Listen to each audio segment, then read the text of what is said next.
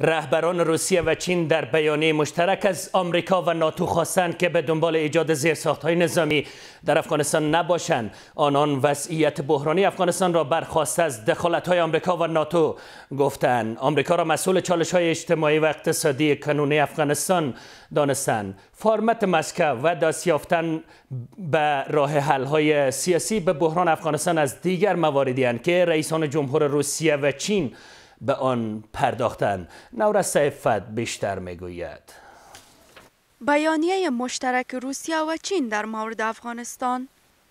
ولادیمیر پوتین رئیس جمهور روسیه در دیدارش با شی جین پینگ رئیس جمهور چین در مورد افغانستان بیانیه مشترکی را صادر کردند. رهبران روسیه و چین در این بیانیه از امریکا و ناتو خواستند که به دنبال ایجاد زیرساخت‌های نظامی در افغانستان نباشند. بر بنیاد گزارش آنان وضعیت بحرانی افغانستان را برخواسته از دخالت‌های امریکا و ناتو گفتند و امریکا را مسئول چالش‌های اجتماعی و اقتصادی کنونی افغانستان دانستند.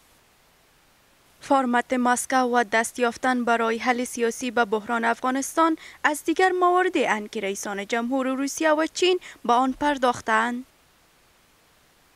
امریکا و ناتو که مسئول اشغال 20 ساله افغانستان هستند نباید دوباره به ایجاد زیرساخت‌های نظامی امریکا و ناتو که مسئول اشغال 20 ساله افغانستان هستند نباید دوباره برای ایجاد زیرساخت‌های نظامی در آن تلاش کنند و همچنان هر دو جانب از نقش فعال و سازنده منطقه‌ای برای حل مشکلات سیاسی افغانستان، فرمت مسکو و مکانیزم‌های همسایه افغانستان، گروه چهارجانبه متشکل از روسیه، چین، ایران و پاکستان و همچنین سازمان همکاری شانگهای پشتیبانی کردند.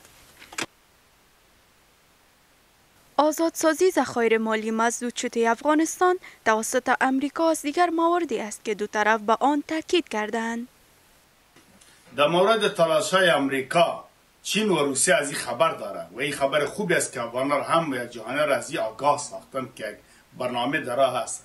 اما ما باید فراموش نکنیم که چین و روسیه هم حریف امریکا هستند و هر عملی که امریکا میکنه یا سهم خود میگیرن و همچنان حدود خود تعیین میکنه که در امور از یا منافع از یا ضرر نرسن یا زیادتر در فکر افغانستان و اینها نیستن.